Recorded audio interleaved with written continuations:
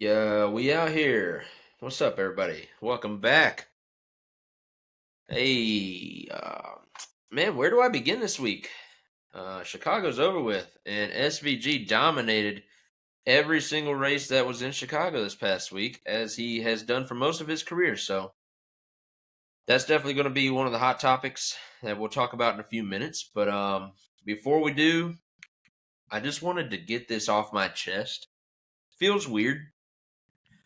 I'm probably recording the earliest I've ever recorded. It's 5:30 on Wednesday evening. I usually don't record till like 9 o'clock, and so this is a bit strange. I got the entire house is out at SeaWorld right now because I have some family in town, so they're getting a little family time, and I'm at home alone because I got this podcast to record, and I also have some homework that's due later on tonight. So Um, yeah, I'm actually recording as the Central Florida mid afternoon storm blows in. Usually it has passed and I've eaten dinner already, and that's not been the case today. I'm enjoying the thunder outside, and as soon as I'm done recording, I'm planning on hitting up Zaxby's or Steak and Shake. Those two have been on my mind, so we'll see where I end up. But before we begin talking about some racing, we got to do a toast. And so tonight's drink is another moonshine from the hills of Tennessee. This is Old Forge moonshine. So I was drinking this Old Forge stuff about a month ago because my mother in law brought me some from Tennessee.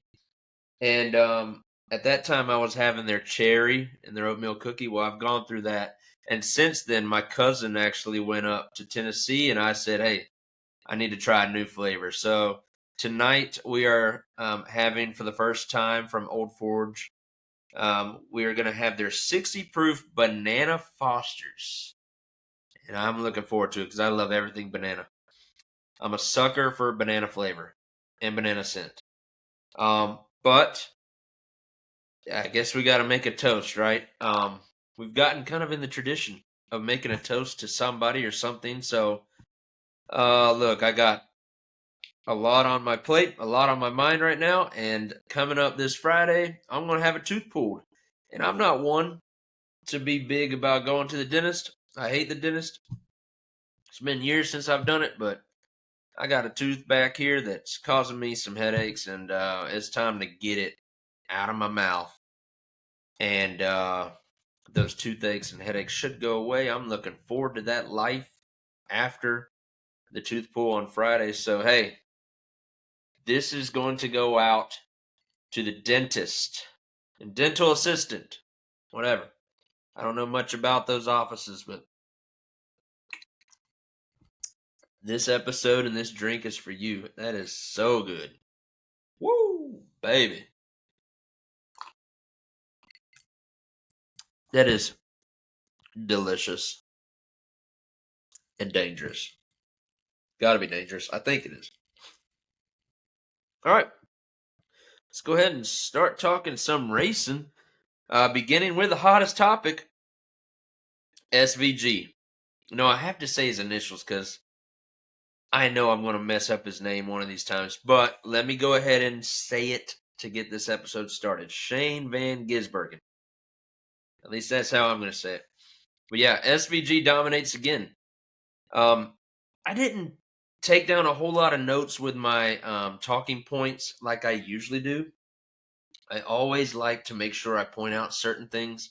I didn't do that this week. I just put the topics down, and I'm just going to kind of free flow through this. So, look, SVG, he had two races in Chicago this past weekend. He raced in Xfinity and Cup. He won poles for both races, and then he won both races. Incredible domination, and it should not be too surprising to us.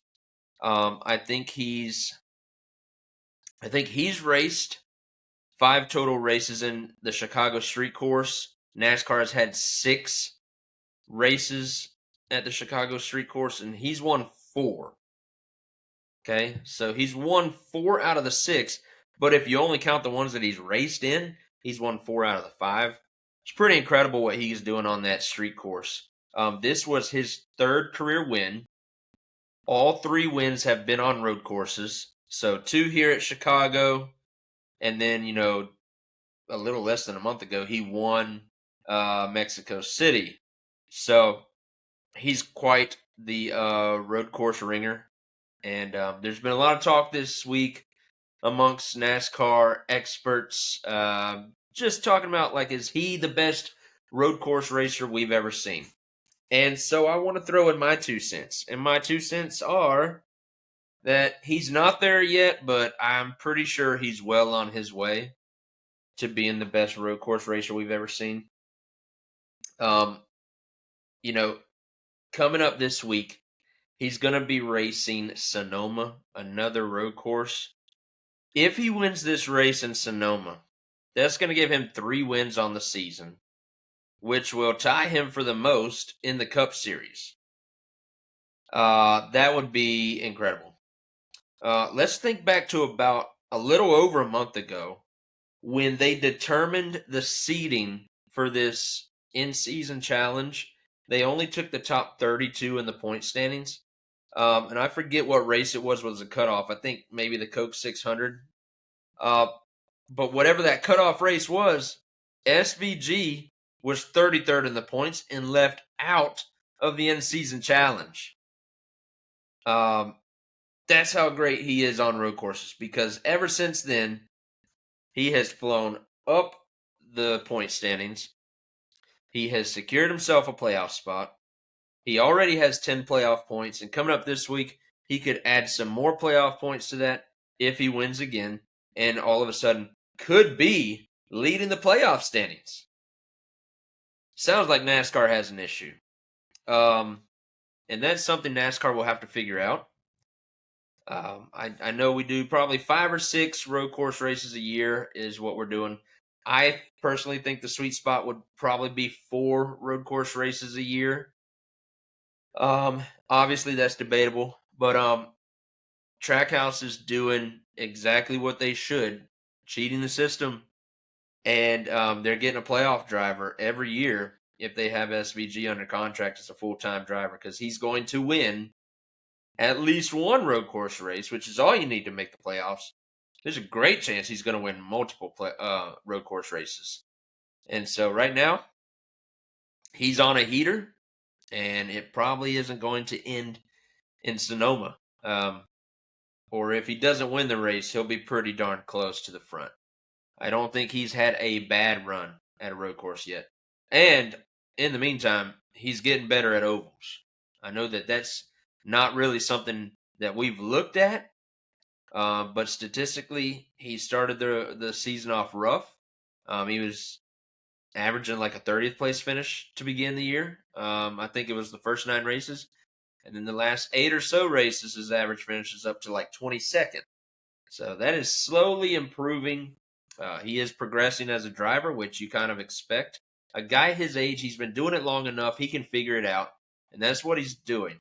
It took him 1 year in Xfinity last year. Now he's Cup full-time with a little part-time in the Xfinity Series.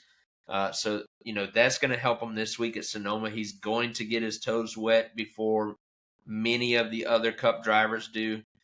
He will have laps on Saturday, and that's just going to help him on Sunday. So we are in trouble. I think Jeff Gordon's number is in trouble. Jeff has the all-time most wins on a road course. He's got 9 wins.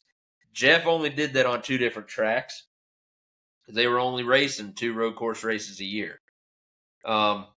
If Jeff was maybe racing this schedule during his time in the sport, he would safely have, about 15 road course wins. That's just a guesstimate, okay? If you look at SVG, though, he does have a better win percentage on the road courses already than Jeff Gordon did. So, he's going to fly up the rankings. He's going to collect win after win after win on these tracks that you got to turn left and right. And, a couple years from now, he could be in the conversation of, eventually passing up Jeff's all-time record.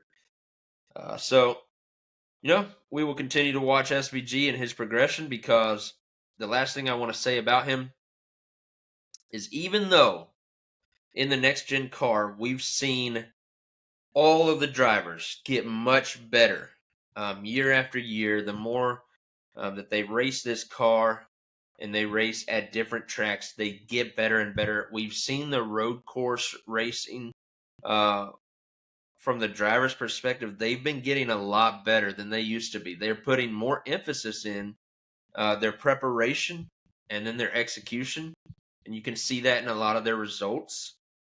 Like Allmendinger used to be a guy that you knew would go out and get a top 10, probably a top 5 on a road course, but now the competition is caught up to him.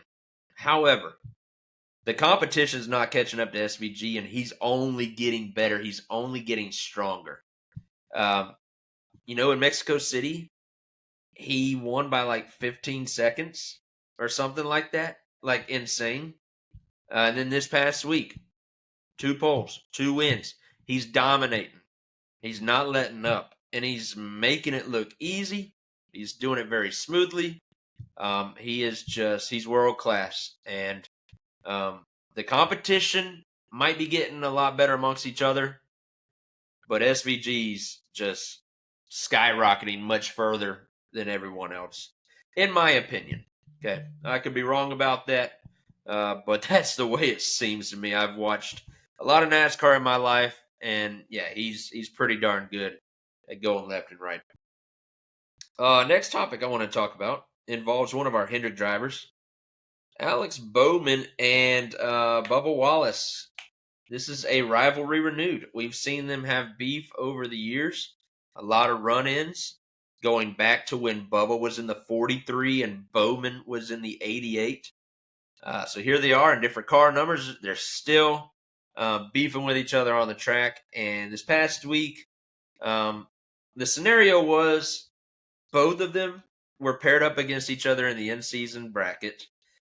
And not sure how much that had to do with the running that they had on the track, but Bubba, I think they were racing for about 8th place, and Bowman caught up to Bubba because Bowman had fresher tires, and they spent a couple laps, a couple turns, just beating and banging, and eventually, coming out of one of the corners, I do not think Bubba left enough room for Bowman, who had got to his outside, and that eventually pinballed Bowman back into Bubba, got Bubba turned around. I don't think Bowman really cared that he got turned around. He was trying to pass him on fresher tires for a good little while, and at some point, you just got to give it up. There was no way he was going to defend him for another 6, 7, 8 laps, whatever was left in the race. It was towards the end of the race. But there was no way he was going to defend him for that long. And coming out of that turn with just a little bit more contact that they were having, they had plenty of contact before that corner. On older tires, Bubba has no chance of saving that. And so I'm not really sure why Bubba would do that to himself, because in the long run, it hurts him in the playoff standings. He's on the playoff bubble line, and he's only in by 2 points right now.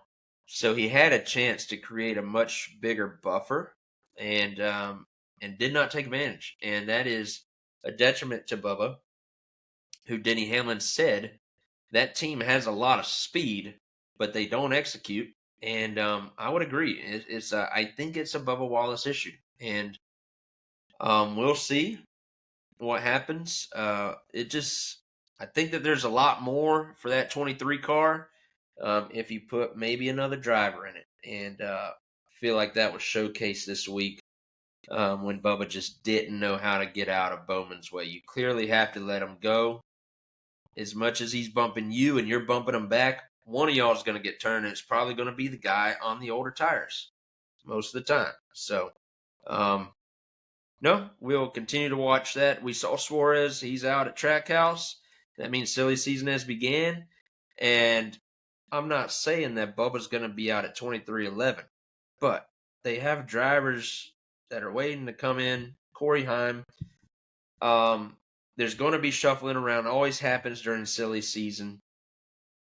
And now, not knowing how the charters are going to work out for 2311 either, I'm just not sure Bubba should feel very secure in that ride for very long. Much more anyway. So, last thing I want to talk about has got to be Ty Dillon, right? Got to spend a little bit of time on him. This guy was a 32 seed in the bracket, and now he's made it through the first 2 rounds. He beat the 1 seed Denny Hamlin, and he beat a former champion Brad Keselowski. Now, he didn't beat these guys straight up. Ty Dillon has gotten very fortunate, just to say the least. But that's how this thing goes. And so, Ty Dillon, I don't know if he's even finished top 20 yet, but he keeps advancing, and he's kind of riding a hot streak if you look at things within the lens of the in-season challenge. And yeah, I just don't know if NASCAR really wants him to keep advancing. I think it's fun. I think it's cool, especially because he has a quote after every race so far. I think that's my favorite part. Is like, this week he's going up against one of our drivers, and if he eliminates Bowman, I'm not going to be too happy, but he better have a quote ready because that's what he's known for all of a sudden. Love having him throw little digs at these drivers, especially because he really didn't earn the advancement. He just kind of has lucked into it so far. But as for NASCAR, if they want fans to really take this bracket seriously, they really need to hope that Ty Dillon loses to Bowman this week. I think. There's no way he should be in the Final Four, right? Now, again, my personal opinion, I love it. But I don't think NASCAR should be rooting for him any longer. For the first round, yeah, that's cute. Second round, okay, that's cool. But now it just kind of looks a little weird and strange. And if he goes much further beyond this, yeah, fans aren't going to be taking NASCAR very seriously. And like, he was a 32 seed. There's plenty of people that were asking for SVG to take his place. So the fact that he could win this thing is kind of crazy. He's in the final 8. And again, I'm a March Madness guy. I'm a Cinderella guy. I love what's going on. But if NASCAR really wants to be, if they don't want to be seen as a joke, and if they want to be taken a little bit more seriously, they might want Ty Dillon to lose this week. So that will be fun to watch, though. It's been fun so far. However, we're leaving Chicago Street Course, so I want to make sure that I mention all of our Hendrick drivers, and it was an awful day, but we're still going to review it. We're still going to recap because that's what I intend to do after every race. So, unfortunately, our streak was broken this week. We set a record a few weeks ago for the most consecutive points paying races that we've had a Hendrick driver finish in the top 5. But that came to an end this past week at Chicago, which I thought was a great track for us. But you saw where we all qualified. And so before the race even began, we were way behind.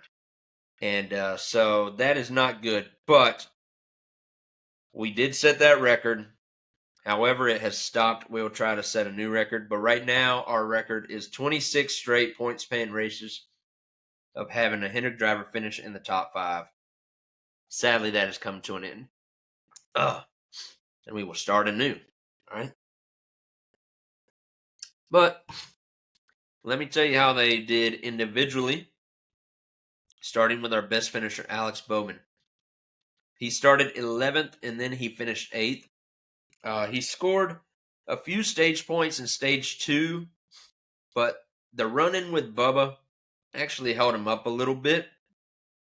So he might have got a couple more positions, but racing Bubba back and forth for that lap or two really slowed him down and hurt him moving much forward after that.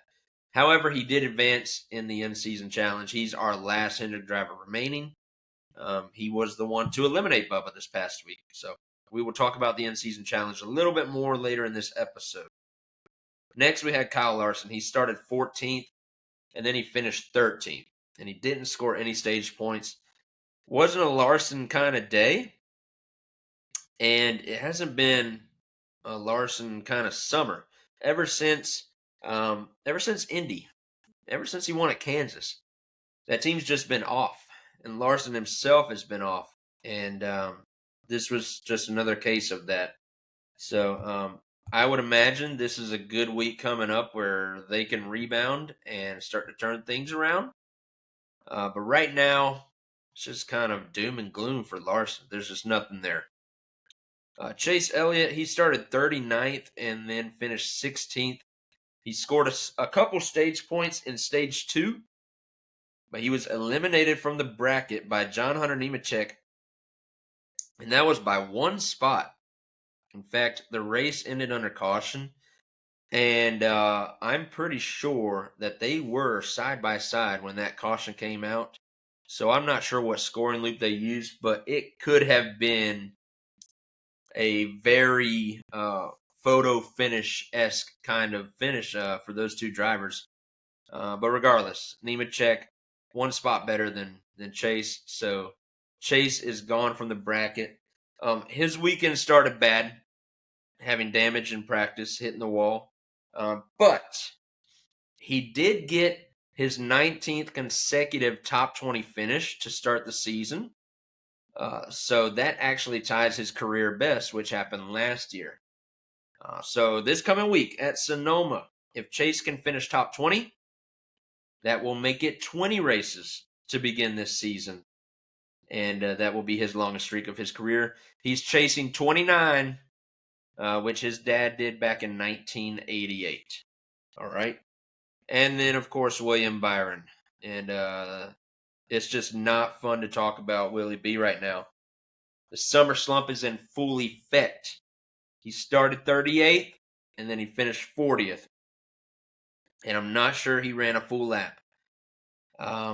His entire weekend was just shot from the beginning.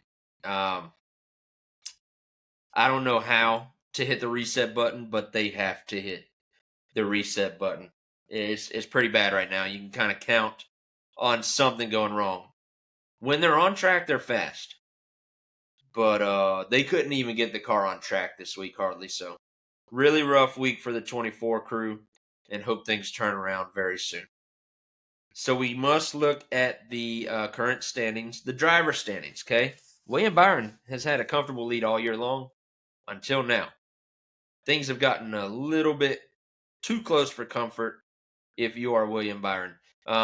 He currently has 632 points on the season. Chase Elliott is second, and he's only 13 points back. And then Kyle Larson is third, only 19 points back. So those three are right there going for the regular season championship, which means playoff points are coming your way. And then Alex Bowman, he's 14th in the playoff standings right now. He's plus 39 above that bubble line. So the past couple of weeks, he has helped himself out. Hopefully that continues here at Sonoma this week. So we are in good shape right now for the points. Hope things stay that way. All right, let's get into our Sonoma preview right after I take a little shot of banana moonshine, baby. Feel like a minion. I'm wearing yellow tonight. Drinking banana. Drink. And running my mouth. That's what minions do, right? The cartoon ones do, anyway. All right, Sonoma.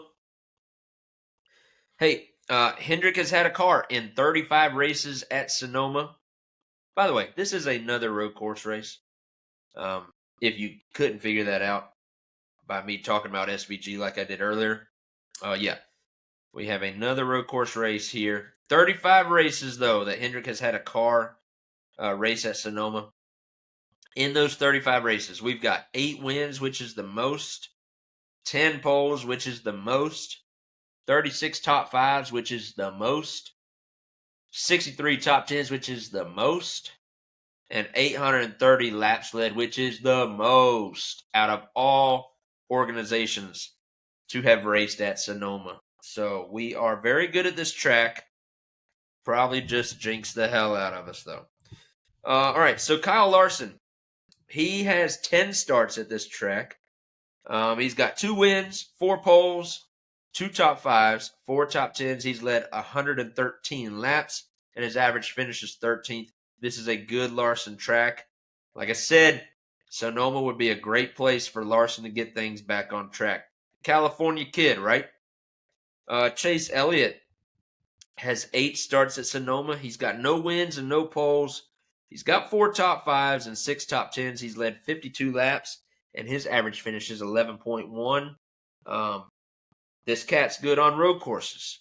So hasn't won at Sonoma yet, but he could add that to his resume possibly. William Byron has 6 starts at Sonoma. No wins, no poles, and he hasn't even finished top 5. He does have 1 top 10, and he's led 26 laps. His average finish is 22nd. So his history doesn't say it's going to be a good week, but we know that that 24 car is capable everywhere we go, so we need that summer slump to come to an end. And then Alex Bowman, he has 8 starts at Sonoma. He's got no wins, no poles, no top 5s. He does have 2 top 10s. He hasn't led any laps here, but his average finish is 17.3.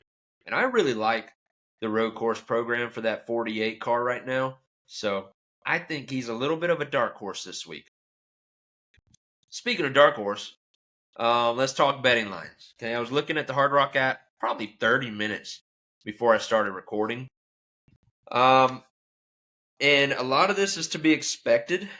Our favorite this week, again, is SVG. Right now, he's plus 145. Last week at Chicago, I believe he was plus 175 or right around there. So this week, a little bit better odds, believe it or not. But Larson is our best Hendrick driver this week. It looks like he's got the second best odds in the entire field. He's plus 600. And then Chase Elliott and William Byron, they both have the 5th best odds. They are plus 1,400 to win the race. And then Alex Bowman, he has the 13th best odds at plus 3,000. There are a few notables that I want to mention. Beginning with Michael McDowell, who is plus 1,100. I think that's 3rd shortest odds this week. And at Chicago, he was looking really good. Maybe SVG was letting McDowell do his thing at the beginning of the race, but McDowell started up front, and then he led a bunch of laps to begin that race before something went wrong. And I called that. I don't know if you remember a long shot last week, but I picked Michael McDowell, and I was feeling pretty good about that. So I'm going to feel pretty decent again coming in this week, plus 1,100 odds for the 71 car. Next, we got Ty Gibbs. He's plus 1,200. Just seems like any time now, this team is going to break through and win. And it would not surprise anyone for it to happen on a road course. Ty Gibbs plus 1,200. I think that's 4th best odds this week. And I feel really good about that team. If you think I felt good about Bowman on the road course, I feel really good about Gibbs on the road courses lately. He's been driving the wheels off his cars. And that team is making a run at a playoff spot, and they could do it through the point standings. The way that they are putting stages together and finishes together, most likely he's going to have to win his way into the playoffs, but he's given themselves an outside shot at a playoff spot. And then another guy I want to mention, Christopher Bell is plus 1,600. This guy's been great on road courses. I'm not sure why he's plus 1,600. Maybe it's because he's got a little bit of a rough history at Sonoma specifically. But on the road courses, Bell's been pretty good. So I thought he should be mentioned. And the last one I'm going to bring up is Denny Hamlin is plus 7,500. I just told you this past week, Chicago Street Course. I just told you that he was going to be worth a look at putting some money on. I think it was plus 5 or 6,000 for that one. And then he started 40th, dead last. This is not a Hamlin podcast, by the way. This is a Hendrick podcast. But the guy started dead last, and he ran fourth for the entire race. I don't think he even had much practice time. So now you're going to a track where he has a long history at. I think I saw he's got 4 or 5 top 5 finishes at Sonoma. He's never won at Sonoma, but he did start on the pole 2 years ago. So Denny Hamlin plus 7,500 could be some pretty good money. That means if you put $1 on him, which I'm going to do right now, if you put $1 on him, he wins the race, you get 75. That's really good stuff. So just something to consider. I'm not telling you what to do with your money. You can make your decisions on your own. But I'm looking at the app now, and yeah, plus 7,500. I'm gonna put $1 on him. We'll see what happens. I usually don't do that on live podcasts. I usually wait too long in the weekend, and then when he qualifies third, it'll go down to like plus 3,000 all of a sudden. So don't do that. Okay, get your money now while you can. But let's go ahead and make our predictions. If you couldn't just tell what our long shot was, let me tell you. We make our 3 picks every week. And so I'll start with the Hendrick winner. I got to go Kyle Larson. This is one of his better tracks. And I don't know if I have complete faith in any of the 4 to win the race this week. But if I had to pick one of our drivers to be in the most contention, it probably would be Larson. I feel good about Chase on the road courses. I feel good about Bowman and his road course program right now. Like, I think he can go out and get a top 10.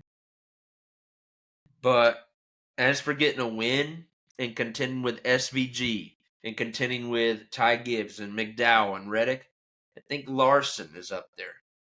So we're going to take him. Our non-Hendrick winner, I'm going to take Michael McDowell. I'm going to stick with that long shot pick from last week, and hopefully nothing breaks for him this week. I think he can go out and run pretty good, get a good finish, hopefully, because that team badly needs it right now. And, we appreciate Spire Motorsports, so we'll go with McDowell. And then the long shot, I just proved it to you. I'm going Denny Hamlin. I can't stand the guy. I hate it when he wins. So if he's going to win, I want to at least benefit from it. And so that's why we put the dollar on him. Again, it's just $1. Yeah, I'm not worried about that too much. I'm not rooting for the guy, but we'll see what happens. All right. Last thing I want to do before we get out of here is give you a little update on the in-season challenge. This started a couple weeks ago, and so we've only had 2 races. We've only had 2 rounds. I've only got 2 things right so far. First of all, I'm right about Ty Dillon. Okay, I had him knocking off the 1 seed Denny Hamlin, and then I also had him knocking off Brad Keselowski in the second round. So far I'm correct on Ty Dillon. So if he's performing by my bracket, then he loses this week. And he would lose to Alex Bowman, who I'm also correct about. I've got Bowman in the Final 4. So I have Bowman winning this week against Ty Dillon. If you want to look at the other 3 matchups that we have coming up this week, I also have John Hunter Nemechek over Eric Jones. I'm going to take Tyler Reddick over Ryan Preece, but I don't think it's as much a gap as people think. Ryan Preece has been pretty good, and he's been good on road courses. Now Tyler Reddick is too. He's tiers and levels ahead of Ryan Preece on the road course. But it doesn't take much. It takes 1 corner to wipe you out, and you'll lose 10, 15 spots. So, just a little mistake from Reddick could be all it takes for Priest to beat him and win. However, I'm going to stick with what I know. And what I know is Tyler Reddick is really darn good at road courses. So I'm going to pick him. And then the other one, kind of the same vibes. Ty Gibbs over Zane Smith. I'm going to stick with Ty Gibbs because I think his time's coming. It could be this week. Could not. Maybe not. But, it doesn't feel like Zane Smith's going to go out there and contend for a top 5. I do feel like Ty Gibbs will. So that's why I'm going to take Ty Gibbs. Okay. What I do find a little crazy so far in this bracket is there's a good chance that the winner has the name Ty. Because we still got Ty Dillon. We still got Tyler Reddick and Ty Gibbs. And I don't know how many more ties I can come up with. But I wanted to point that out. That's very interesting, right? I'm pretty sure I had them all eliminated week 1. Hey, I don't have any restaurant recommendations for you.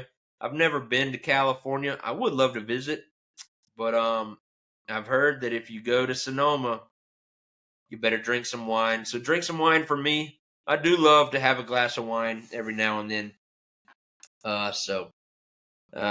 Yeah, that's the only recommendation I have for you. I don't know where to tell you to eat. Just get whatever you want. They got to have something good. But last but not least, the weekend schedule. Xfinity is going to be racing on Saturday at 4:30, and they will be on the CW. We do have a driver in that race. Corey Day will be racing for Hendrick Motorsports in the number 17, HendrickMotorsports.com Chevy. And then we got the Cup race on Sunday at 3:30. That will be on TNT.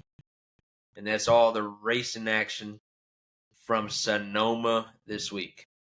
Next week, I intend to have an announcement for you.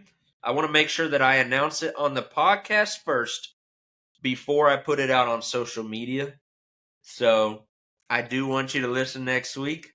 And that way you can be among the first to hear our announcement about an event coming up. But in the meantime, that's all I got for tonight. I'm gonna go out in this storm and find me. I haven't decided yet. Here's the thing: we either get at Steak and Shake, it's one order. I get the it's left my brain right now. What is it called? It's the melt, the Frisco melt. My goodness, I always get the Frisco melt. You got to get the fries with the cheese sauce on the side. A Dr. Pepper with a shot of vanilla is the perfect cherry on top to that meal. But I'm considering Zaxby's because this morning I woke up and saw an ad that they have a lemon pepper dry rub for their wings. So I think Quavo was doing it. Like a partnership, so that was looking very enticing too. And because the whole family's at SeaWorld, I get to do whatever I want for dinner tonight. So we're gonna live it up. And I'll have one of those two. And maybe I'll put it on my story. I don't think I've ever Zip It Up Pod story. I don't think I've ever shared anything on the story except for like a new episode dropping or a reel. So maybe I'll put my meal on there. We'll see. Anyway, hope y'all have a good week. Thanks for listening again. Hey, we'll talk to you again next week. Later.